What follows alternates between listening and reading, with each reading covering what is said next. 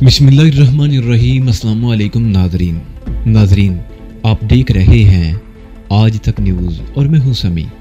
इससे पहले आप इस कहानी की 55 इकसास सुन चुके हैं और अब किस नंबर 56 मुलाहिज़ा फरमाएं। तुमने बताया था कि इस मकान का एक और मकसद भी है, उस मकसद के बारे में तुमने नहीं बताया। शारिक ने चाय की चुस्की लेते हुए कहा, तुम लोग चाय तो पी लो फिर बताता हूँ। गुल रहमान ने जवाब दिया और फिर तकरीबन आधे घंटे बाद वो उन्हें साथ लेकर उठ गया और कॉटेज के पिछली तरफ एक चट्टान पर चढ़ने लगा। चट्टान पर चढ़ने के लिए एक तंग सा आमूदी रास्ता था। वो लोग बड़ी मुश्किल से ऊपर चढ़ रहे थे। तकरीबन 50 फुट की बुलंदी पर पहुंचकर वो रुक गए। खड़े होने के लिए बड़ी मुख्तसर सी जगह थी। दूसरी तरफ आमूदी और सपाट ढलान थी जो सैकड़ों फुट नीचे तक चली गई थी।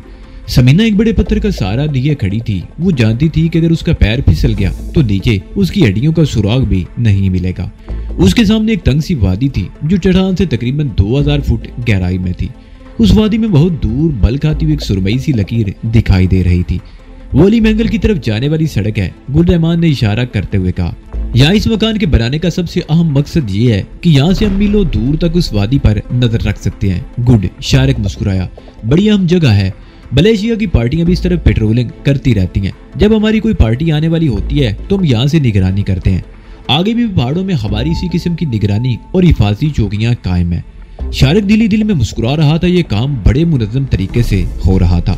गुल रहमान उसे बता रहा था कि हर चौकी में एक आदमी 24 घंटे मौजूद रहता है जिसके पास इसी किस्म का जदीद तरीन ट्रांसमीटर भी है। वो उसी ट्रांसमीटर के जरिए अपने आने वाली पार्टी और मलेशिया की गश्ती पार्टियों के बारे में गुल रहमान की इस चौकी 02 को सूरत-ए-हाल से आगाह रखता है। वो लोग तकरीबन आधा घंटा ऊपर खड़े वादी का जायजा लेते रहे फिर वापस आ गए। तो तुम्हारे ख्याल में हम कब तक यहाँ से रवाना हो जाएंगे? शारिक ने बरामदे में कुर्सी पर बैठते हुए कहा। मलिक फरीद खान की तरफ से सिग्नल मिलने के बाद तुम लोगों की रवानगी में एक लम्हे की ताखीर भी नहीं होगी। गुल रहमान ने जवाब दिया, कोई पेचीदा मामला? शारिक ने सवालिया निगाहों से उसकी तरफ देखा। मलिक फरीद खान दरअसल काबिल किया हुआ है, उसके वापस आने के बाद ही हमें सिग्नल मिलेगा। गुल रहमान ने कहा। इस वक्त 12:30 बज रहे थे। समीना बैठे बैठे थक गई। उसने सोचा कि क्यों ना थोड़ा सा टहल लिया जाए। जब वो कुर्सी से उठी तो गुल रहमान गहरी नजरों से उसकी तरफ देख रहा था। तुम मेरी एक बात गौर से सुनो लड़की, गुल रहमान ने समीना की तरफ देखते हुए कहा, यहाँ तुम इस किस्म का लिबास मत पहनो। बेहतर होगा कि तुम कोई ढंग का लिबास पहनो। इन पहाड़ों में रहने वाले कबायली बड़े खूनख्वार होते हैं। गुल रहमान की बात पर समीना दिल में मुस्कुराए बगैर ना रह सकी। वो गुल रहमान की तरफ देखते हुए बोली, लेकिन मैंने तो सुना है कि कबायली औरतों की बड़ी इज्जत करते हैं। बिल्कुल करते हैं, गुल रहमान ने जवाब दिया, लेकिन इन पहाड़ों में तुम्हें जगह जगह ऐसे कबाइलों से वास्ता पड़ेगा जिन्होंने बरसों किसी औरत को नहीं देखा और तुम जैसी औरत तो उनके लिए नेमत होगी। मैं अपनी हिफाजत करना जानती हूँ गुल रहमान, समीना ने जवाब दिया। उसके लहजे में खुद एतमादी थी, लेकिन फिर भी मेरा मशवरा है कि तुम अपना ये लिबास तब्दील कर लो, गुल रहमान ने कहा। समीना ने नौलखे को अपने साथ आने का इशारा किया और मुस्कुराती हुई बरामदे से निकलकर खुली जगह पर आ गई। नौलखा भी अपनी जगह से उठकर उसके करीब आ गया और वो दोनों घास के प्लाट पर टहलते हुए ढलान पर उतरने लगे। समीना रास्ते में रुक रुक कर फूल तोड़ रही थी। दरिया तक पहुंचते उसने खासा बड़ा गुलदस्ता बना लिया था। दरिया का शफाफ पानी आईने की तरह धूप में चमक रहा था। इस जगह पर दरिया अगरचे खासा गहरा था, लेकिन पानी शफाफ होने की वजह से नीचे बड़े बड़े पत्थर साफ नजर आ रहे थे। कभी कभी कोई मछली भी तैरती हुई नजर आ जाती, लेकिन जब समीना ने गौर से देखा तो पता चला कि यहाँ मछलियां भी बड़ी तादाद में मौजूद थी। दरिया का बहाव खासा तेज था। समीना ने हाथ में पकड़ा हुआ गुलदस्ता दरिया में उछाल दिया। फूल पानी में बिखर गए और तेज रफ्तार पानी के साथ तैरते हुए बहुत जल्द निगाहों से ओझल हो गए। समीना ने पैरों से जोगर उतार ली और किनारे के एक पत्थर पर बैठकर पैर पानी में लटका लिए, लेकिन दूसरे लम्हे उसने बड़ी तेजी से पैर बाहर खींच लिए। क्या हुआ? नौलखे ने उसकी तरफ देखते हुए पूछा। बहुत ठंडा पानी है, समीना बोली। कुछ देर बाद उसने पैर दोबारा पानी में लटका दिए और आहिस्ता आहिस्ता हिलाने लगी। पानी वाकई बहुत ठंडा था। इस वक्त चंद फुट के फासले पर नौलखा भी पानी पैर में लटका कर बैठ गया। ये लोग कितने खुशकिस्मत है समीना बीबी, नौलखा उसकी तरफ देखते हुए बोला। ठंडा मीठा और शफाफ पानी, पुरसुकून माहौल और आलूदगी से पाक फिजा, ताज़ा हवा, शहर में रहने वालों को ये सब कुछ कहाँ नसीब होता है। खुदा ने इंसान के लिए बड़ी नेमतें पैदा की हैं, समीना ने गहरा सांस लेते हुए कहा। लेकिन इंसान ही नाशुक्रा है, इसने कभी इन नेमतों पर खुदा का शुक्र अदा नहीं किया और हवस में कभी कमी नहीं आने दी। ये तो तुम ठीक ही कहती हो समीना बीबी, नौलखा बोला। समीना इधर उधर देखने लगी। दरिया के दूसरी तरफ छोटी छोटी पहाड़ियों पर बने हुए मकान बड़े भले लग रहे थे। दाईं तरफ कुछ फासले पर शहर की आबादी शुरू होती थी, लेकिन यहाँ से पूरा शहर नजर नहीं आ रहा था। वो तकरीबन आधा घंटा वहां बैठे, फिर शारिक की आवाज सुनकर चौंक गए। समीना ने मुड़कर देखा, मकान के बरामदे से जरा आगे शारिक खड़ा हाथ के इशारे से उन्हें बुला रहा था। समीना खड़ी होगी, उसने जीन्स के पांचे पिंडलियों तक मोड़ रखे थे। उसने एक हाथ में अपने जोगर्स उठा लिए और नौलखा को इशारा करती हुई ढुलान पर चढ़ने लगी। नौलखा भी उसके पीछे ही था, उसने भी अपने मुकेशन हाथ में पकड़ रखे थे। जब वो लोग कॉटेज में वापस पहुंचे तो बड़े कमरे में दरी पर दस्तरख्वान बिछा हुआ था। खाने में सिर्फ मछली फ्राई थी जिसकी बड़ी अच्छी खुशबू आ रही थी। समीना ने मकान में दाखिल होने से पहले अपनी जीन्स के पांचे सीधे कर लिए थे। मछली वाकई लजीज थी, इसमें फ्राई करने वाले का भी कमाल था। इससे अंदाजा हुआ कि तूर खान वाकई लजीज खाने तैयार कर सकता था। मछली खाने के बाद सब्ज कहवे का दौर चला और फिर गुल रहमान अपनी जगह से उठ गया। वो शारिक की तरफ देखते हुए बोला, तुम लोग उमर के साथ शहर वापस चले जाओ शारिक बाबू, और शाम से पहले पहले अपना सामान लेकर यहाँ आ जाओ। रेस्ट हाउस वालों से कह देना कि तुम्हें एक कॉटेज किराए पर मिल गया है। तुम्हारे आने से पहले तूर खान भी राशन और दीगर जरूरी सामान लेकर यहाँ वापस आ जाएगा। तुम लोग यहाँ आजादी से घूम फिर सकते हो, लेकिन पहाड़ियों में ज्यादा दूर नहीं जाना। एक तो रास्ता भटक जाने का अंदेशा है, और दूसरे वो खामोश होकर मैंने खेज निगाहों से समीना की तरफ देखने लगा। मुतमईन रहो गुल रहमान, समीना उसका मतलब समझते हुए बोली, हम तुम्हारी हदायत पर पूरा अमल करेंगे, इसी में तुम्हारा फायदा है। गुल रहमान ने कहते हुए अपने साथियों को इशारा किया। वो सब लोग उसी वक्त बरामदे में खड़े थे। तूर खान ने कॉटेज को ताला लगाकर गुच्छे में से एक चाबी निकालकर शारिक के हवाले कर दी और गुच्छा अपनी जेब में डाल दिया। हम लोग रस्से वाले पुल की तरफ जा रहे हैं, तुम लोग दरिया की तरफ चले जाओ। वो रास्ता निस्बतन करीब ही है और आसान भी, वापसी पर भी उसी रास्ते से आ जाना। गुल रहमान ने शारिक की तरफ देखते हुए कहा और तूर खान वगैरह के साथ उस चट्टान की तरफ चलने लगा जिसके दूसरे तरफ नदी पर रस्सों का पुल था। उसके तकरीबन आधे घंटे बाद शारिक वगैरह भी रवाना हो गए। उनका रुख दरिया की तरफ था। ढुलान के इख्तिताम पर वो दरिया के साथ चलते रहे। दरिया बल खाता हुआ बह रहा था। उनके और शहर के दरमियान चट्टानें हायल थी।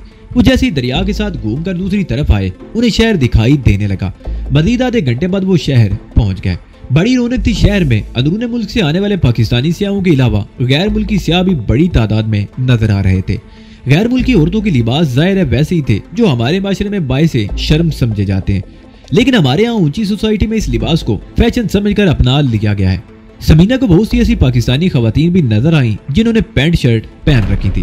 वो लोग कुछ देर तक बाजारों में टहलते रहे, फिर रेस्ट हाउस में वापस आ गए। शारिक ने आते ही रेस्ट हाउस के मैनेजर को बता दिया कि उन्हें एक कॉटेज किराए पर मिल गया है, इसलिए वो 6 बजे के लगभग रेस्ट हाउस छोड़ देंगे। समीना थक गई थी, वो कमरे में दाखिल होते ही बेड पर ढेर हो गई। शारिक और नौलखा कुर्सियों पर बैठ गए। 5 बजे वो रवानगी की तैयारियां करने लगे। समीना ने बिखरे हुए कपड़े समेटकर बैग में ठूंस लिए और 6 बजे से पहले ही वो रेस्ट हाउस से निकल आए। इस वक्त सूरज मगरबी पहाड़ियों की तरफ झुक रहा था। ये लोग बाजार से होते हुए दरिया की तरफ चलने लगे। अगर इन्हें ये इल्म होता कि पहाड़ी इलाकों में शाम जल्दी हो जाती है तो ये लोग 1 घंटा पहले ही रेस्ट हाउस से निकल आते। जब वो बाजार से बाहर निकले तो सूरज गुरूब हो चुका था और शाम बड़ी तेजी से फैल रही थी। पहाड़ी इलाकों में रात की तारीकी में चलना खतरे से खाली नहीं था। इनके पास कोई टार्च भी नहीं थी, लेकिन ये भी गनीमत था कि वो लोग जिस रास्ते से आए थे उस तरफ ज्यादा नशीबो फराद नहीं थे। वो लोग बढ़ते हुए अंधेरे में तेज तेज कदम उठाते हुए चलते रहे और बिलाकर एक जगह रुक गए। बाईं तरफ बुलंदी पर एक जगह रोशनी नजर आ रही थी। मेरा ख्याल है वो हमारा ही कॉटेज है, समीना ने उस तरफ देखते हुए कहा। हाँ, मेरा भी यही ख्याल है, शारिक ने जवाब दिया। वो दरिया से हटकर ढुलान पर चढ़ने लगे। वो कॉटेज तकरीबन 300 फुट की बुलंदी पर था। वहां तक पहुंचते हुए समीना हाँफ गई। बरामदे में मेज पर पेट्रोमैक्स रखा हुआ था, लेकिन तूर खान कहीं दिखाई नहीं दे रहा था। शारिक ने 1-2 आवाजें भी दी और फिर अचानक ही तूर खान तारीकी से निकलकर सामने आ गया। तूर खान ने उनका सामान उठाकर कमरे में पहुंचा दिया और खुद बावर्ची खाने में घुस गया। नौलखा और शारिक बरामदे में ही कुर्सियों पर बैठ गए। थोड़ी देर बाद समीना उठकर अंदर आ गई। उनके बैग बड़े कमरे में रखे हुए थे। एक कोने में कैरोसिन लैंप जल रहा था। दूसरे दोनों कमरों के दरवाजे खुले हुए थे और उन कमरों में भी कैरोसिन लैंप जल रहे थे। समीना ने बैग को बेड पर रखकर खोला और स्लीपिंग सूट निकाल लिया। ये स्लीपिंग सूट भी पजामे और बू शर्ट पर मुश्तमिल था। उसने कमरे का दरवाजा बंद करके अंदर से कुंडी लगा ली और अपनी टी शर्ट उतारना ही चाहती थी कि उसकी नजर अकबी खिड़की की तरफ उठ गई। उसने आगे बढ़कर खिड़की बंद कर दी। उसमें शीशे लगे हुए थे, लेकिन पर्दे नाम की कोई चीज नहीं थी। बाय तारीकी थी, लेकिन कमरे में लैंप की रोशनी थी। समीना की समझ में नहीं आ रहा था कि ऐसी सूरत-ए-हाल में लिबास किस तरह तब्दील करे। ये सीधी सी बात थी। उसके ज़हन में नहीं आई कि बैग से कोई कपड़ा निकालकर या बिस्तर की चादर उठाकर खिड़की पर डाल दे। अलबत्ता उसने लैंप की रोशनी कम कर दी और एक तरफ होकर शर्ट उतारने लगी। उसने टी शर्ट उतार कर बेड पर फेंक दी और झुककर बू शर्ट उठाना ही चाहती थी कि यकदम चौंक गई। उसे यूं लगा था जैसे खिड़की के बाहर कोई दबे कदमों चल रहा हो। उसने परेशान निगाहों से उस खिड़की की तरफ देखा और एक झटके से बू शर्ट उठाकर रुख बदल कर खड़ी हो गई। उसने बड़ी उजलत में बू शर्ट पहनी, बटन लगाए और लपक कर खिड़की के करीब पहुंच गई और एक झटके से खिड़की खोल दी, लेकिन बाहर कोई नहीं था। समीना उसे अपना वहम समझकर दोबारा बेड के करीब आ गई।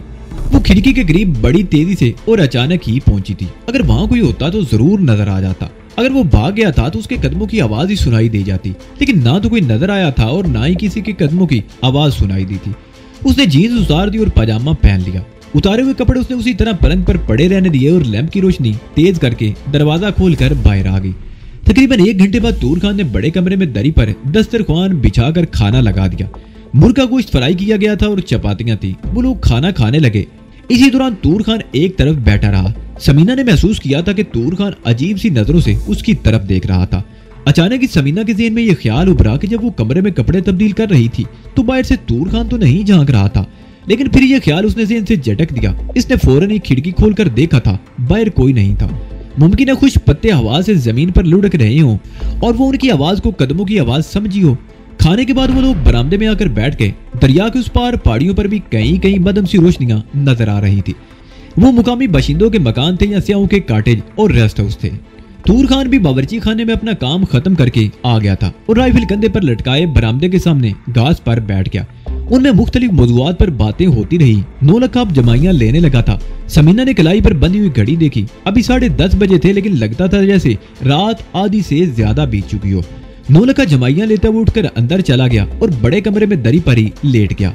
समीना और शारिक तकरीबन आधे घंटे बाद उठकर अंदर आए थे। तूर खान भी उनके साथ ही अंदर आ गया था। आप ये बाहर का दरवाजा अंदर से बंद कर लें, उसने शारिक से कहा। फिर समीना की तरफ देखने लगा। तुम कहाँ सोओगे? शारिक ने पूछा। मैं बाहर ही रहूंगा, मेरा तुम लोग फिक्र ना करो, तूर खान ने जवाब दिया और बाहर निकल गया। शारिक ने कॉटेज का मरकजी दरवाजा बंद करके कुंडा लगा दिया और समीना की तरफ देखने लगा। समीना बावर्ची खाने की तरफ चली गई थी। बावर्ची खाना पिछली तरफ था और उसका एक दरवाजा बाहर की तरफ भी खुलता था। समीना ने वो दरवाजा भी बंद करके कुंडा लगा दिया। 9 लखा खराटे ले रहा था। समीना और शारिक कुछ देर उसकी तरफ देखते रहे, फिर सोने के लिए अलग अलग कमरों में चले गए। उन्होंने एक कमरे में सोना मुनासिब नहीं समझा था। समीना ने अपने कमरे में दाखिल होकर दरवाजा बंद कर लिया और आगे बढ़कर खिड़की को चेक करने लगी।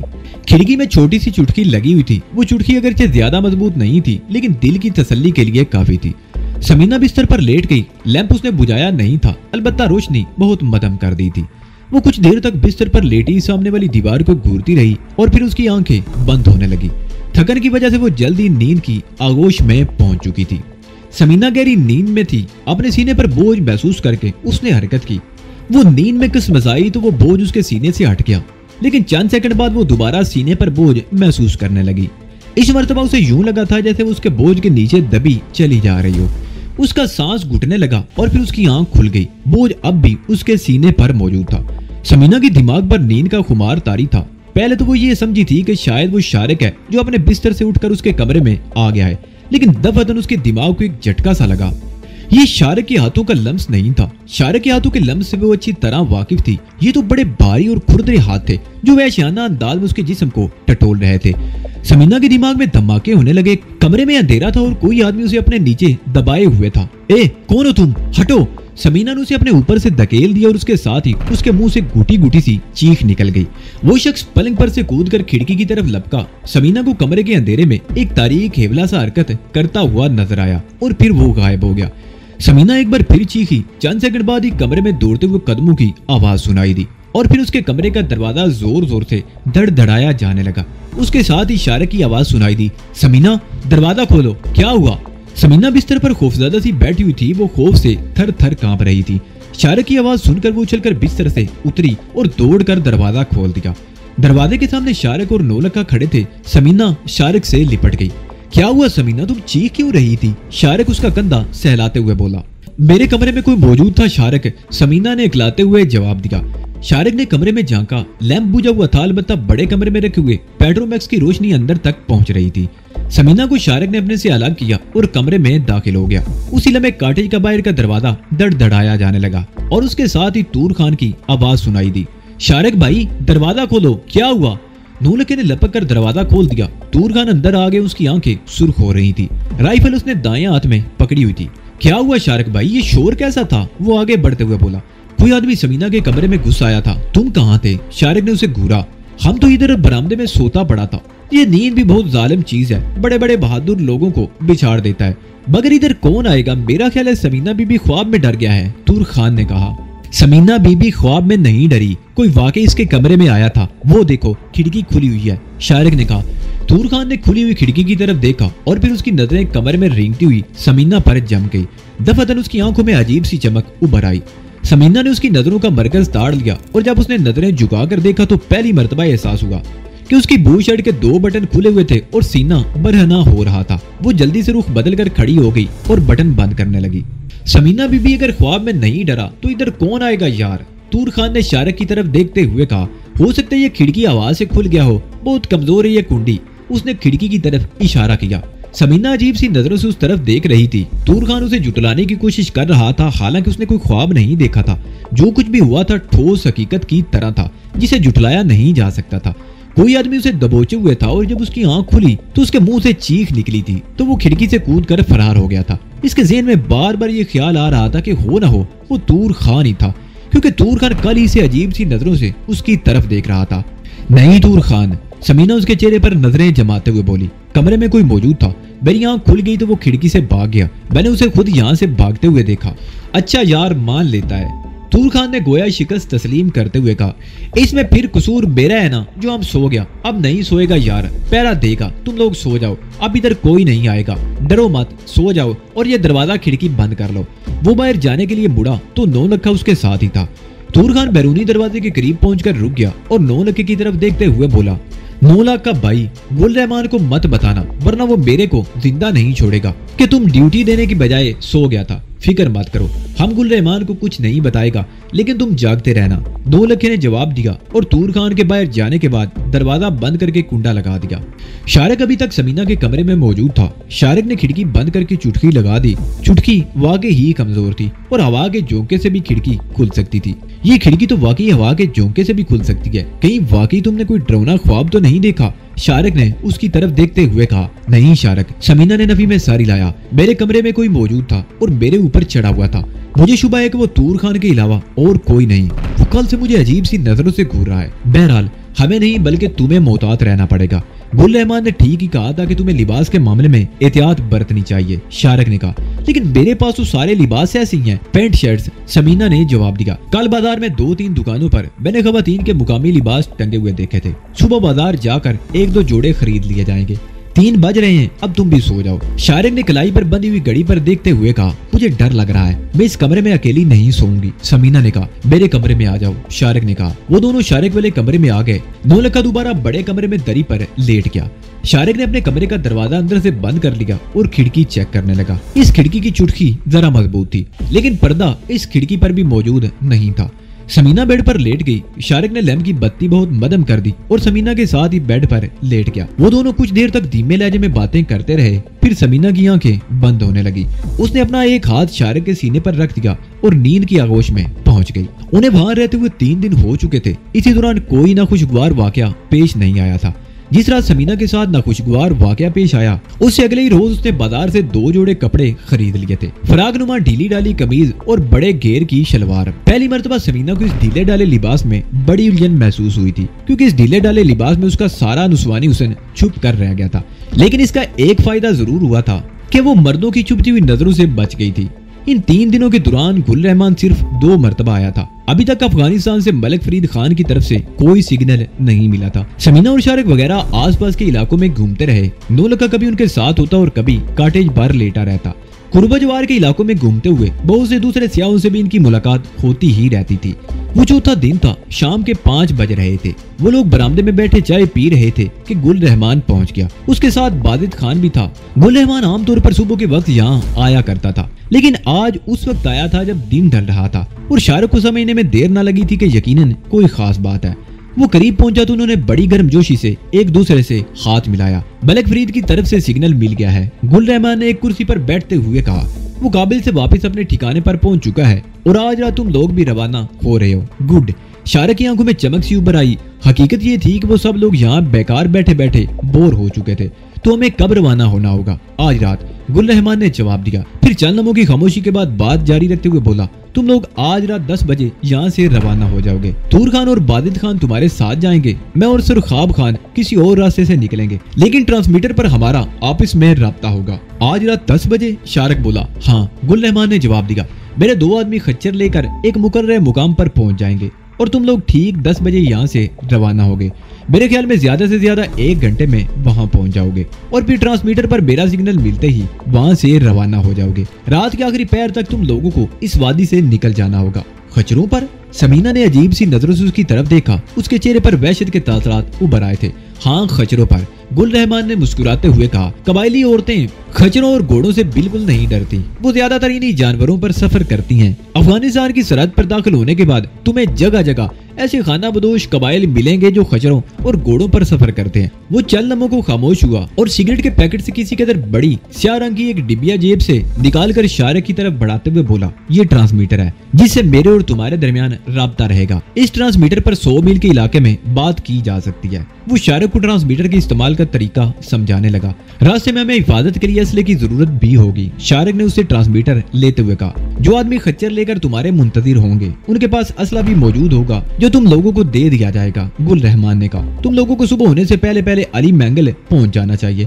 फासला अगरचे ज्यादा नहीं, लेकिन तुम लोग जिस रास्ते से जाओगे वो ना सिर्फ तवील है बल्कि दुश्वार गुजार भी है। अली मैंगल अगरचे पाकिस्तानी इलाका है, वहाँ तक बस भी जाती है। तुम लोगों को किसी बस में भी भेजा जा सकता था, लेकिन पाकिस्तानी या गैर मुल्की सियाह उस तरफ का रुख नहीं करते। कस्बा अफगान सरहद के बहुत करीब होने की वजह से गैर मुकामी लोग न सिर्फ आसानी से नजरों में आ जाएंगे बल्कि उन पर किसी किस्म का शुबा भी किया जा सकता है। तुम लोग अली मैंगल की आबादी से तकरीबन 2 मील दूर पहाड़ियों में एक खास जगह पर रुककर हमारा इंतजार करोगे। उसके बाद आगे का प्रोग्राम बनाएंगे। ठीक है, हम तुम्हारी हिदायत पर अमल करेंगे, शारक ने जवाब दिया। अब मैं चलता हूँ। गुल रहमान कहते उठकर खड़ा हो गया और फिर पश्तून जबान में तूर खान और बादिद खान को कुछ हिदायत देने लगा और फिर सबको खुदाफिज कहते हुए रुखसत हो गया। बादिद खान और तूर खान कुछ दूर तक उनके साथ चले गए थे। नौलखा, समीना और शारक बरामदे में कुर्सियों पर बैठे बातें करते रहे। समीना अपने आप में एक अजीब सी सनसनी सी कैफियत महसूस कर रही थी। वो कराची से समंदर के मिशन पर भी शारक वगैरह के साथ थी, लेकिन वो बात और थी। इनके साथ गिने चुने लोग थे और किसी कदर मुहद्दब भी थे, लेकिन यहाँ सूरत-ए-हाल मुख्तलिफ थी। कदम कदम पर खूनख्वार किस्म के कबाइलों से वास्ता था। 8 बजे रात का खाना खा लिया गया और फिर वो लोग अपनी तैयारियां करने लगे। समीना ने कपड़े और दीगर चीजें बैग में पैक कर ली और फिर रात को ठीक 10 बजे वो लोग काठे से रुखसत हो गए। उनका रुख ऊंचे पहाड़ों की तरफ था। तूर खान सबसे आगे था, उसके पीछे समीना वगैरह और आखिर में बादिद खान था। वो एक तंग से रास्ते पर मुसलसल बुलंदी की तरफ चलते रहे और फिर आखिर एक तकरीबन अमूदी ढुलान पर उतरने लगे। उनके सामने नशेब में वसी अरीज वादी थी, लेकिन उनका रुख वादी की तरफ नहीं था। वो बाईं तरफ पहाड़ियों में एक तंग से रास्ते पर चलते रहे। बाज जगहों पर रास्ता कुशादा और वो पहलू ब पहलू चल सकते थे, लेकिन बाज जगह पर उन्हें एक कितार में तंग सी दराड़ में से गुजरना पड़ता। 1 घंटे बाद वो एक कुशादा जगह पर पहुंच गए। तकरीबन 100 मुरब्बा फुट का एक मैदान सा था और चारों तरफ बुलंद चट्टानें थी। तूर खान ने उन्हें एक बड़े पत्थर के करीब रोक दिया और खुद आगे बढ़कर इधर उधर देखने लगा। चारों तरफ गहरी तारीकी थी। समीना ने इधर उधर देखा, फिर सर उठाकर ऊपर देखने लगी। आसमान पर सितारे चमकते हुए नजर आ रहे थे। समीना को यूं लगा जैसे वो किसी गहरे कुएं की तह में बैठे हुए हों और उसी लम्हे अचानक उसके जहन में एक और ख्याल आया, कहीं इनके साथ धोखा तो नहीं किया जा रहा। ये कुछ बैद भी नहीं था। हाजी अब्दुल्ला एक बैनुल अक़वामी और खतरनाक स्मगलर था। वो अपने मुकाबले पर किसी को बर्दाश्त नहीं कर सकता था। पाकिस्तान में मुनशियात के बहुत से स्मगलर ऐसे थे जो हाजी अब्दुल्ला की रिकाबत का शिकार हुए थे। बाज को तो मरवा दिया गया था और बाज जान के खौफ से ये धंधा ही छोड़कर हमेशा के लिए रोपोश हो गए थे। हाजी अब्दुल्ला चाहता भी यही था। शारक भी मुनशियात की स्मगलिंग में आ गया था और देखते ही देखते वो लाहौर की मुनशियात की मार्केट पर काबिज हो गया था। शारक से हाजी अब्दुल्ला को बड़ा नुकसान पहुंचा था। ऐसे लोगों से निमटने के बहुत से तरीके थे। या तो इन्हें रास्ते से हटा दिया जाए या इन्हें थोड़ा सा लालच देकर अपने साथ मिला लिया जाए ताकि अपना धंधा महफूज रहे। हाजी अब्दुल्ला ने शारक के साथ भी यही तरीका इस्तेमाल किया था और इसे लालच देकर अपने काम से लगा दिया। इसे एक मिशन दिया गया जिसमें वो कामयाब रहा और उस मिशन से वापस आने के बाद शारक फिर अपने धंधे से लग गया था और हाजी अब्दुल्ला ने उसे इस खतरनाक मिशन पर भेज दिया था। और अब समीना के ज़हन में ये ख्याल आ रहा था कि हाजी अब्दुल्ला ने शारक को रास्ते से हटाने का मंसूबा तो नहीं बनाया था। अगर इन्हें यहाँ कत्ल कर दिया जाए तो इनकी लाशों का पता भी किसी को नहीं चलेगा। समीना ने सरगोशियाना लहजे में शारक को अपने इस खदशे से आगाह कर दिया। इसकी बात सुनकर बग़ैर शारक तो मुस्कुरा दिया, लेकिन वो इस पर सोचे बगैर नहीं रह सका था। इस इम्कान को नजरअंदाज नहीं किया जा सकता था। अगर वाकई हाजी अब्दुल्ला ने इनके खिलाफ कोई मंसूबा बनाया था तो वो गोया चूहे दान में फंस गए थे। इनके पास कोई असला भी नहीं था जिससे अपना दिफा कर सकते। समीना की यह अंदेशा ऐसा नहीं था जिसे बिल्कुल नजरअंदाज कर दिया जाता। इसने नौलखा की तरफ झुककर सरगोशियाना लहजे में समीना के खदशात से आगाह कर दिया। शारक बाऊ, नौलखा ने भी सरगोशियाना लहजे में जवाब दिया, तुम फिक्र ही ना करो, हम मरेंगे तो इज्जत से, चूहे की मौत नहीं मरेंगे। मरने से पहले कम से कम 2 आदमियों को तो मैं भी साथ ले जाऊंगा। वैसे मेरा ख्याल है कि समीना बीबी का ये खदशा बेबुनियाद है। हाजी अब्दुल्ला ऐसी कमीनी हरकत नहीं करेगा। वो ये भी जानता होगा कि अगर हम तीनों में से एक भी बच गया तो उसकी जिंदगी जहन्नुम बना देगा। बहरहाल हमें मोहतात रहना चाहिए, शारिक ने कहा। वो तीनों उसी तरह पोजीशन में खड़े हो गए कि अगर किसी गड़बड़ के आसार नजर आए तो सबसे पहले तूर खान और बादित खान को गिरफ्त में ले लें। शारिक भी ये सब कुछ सोच ही रहा था कि तारीकी में किसी तरफ से घोड़ों के हिनहिनाने की आवाज सुनाई दी। वो सब लोग चौंक गए। बादित खान और तूर खान होशियार हो गए। उन्होंने शारिक वगैरह को पत्थर के पीछे जाने का इशारा किया और दोनों ने राइफलें अपने कंधों से उतार ली और तारीकी में पोजीशनें लेकर बैठ गए। चंद मिनट गुजर गए और फिर पत्थरों के लुढ़कने की आवाजें सुनाई देने लगी। छोटे छोटे पत्थर घोड़ों के पैरों से टकरा कर लुढ़क रहे थे। वो सब आवाज की सिमत देख रहे थे। चंद सेकंड बाद ही कुछ तारीक एवले दिखाई दिए और यूं महसूस हो रहा था जैसे वो एवले किसी चट्टान में से नमूदार हुए हों। कौन है? वहीं रुक जाओ वरना भून दिए जाओगे, तूर खान ने पश्तून जबान में चीखते हुए कहा। उसकी राइफल फायर के लिए बिल्कुल तैयार थी।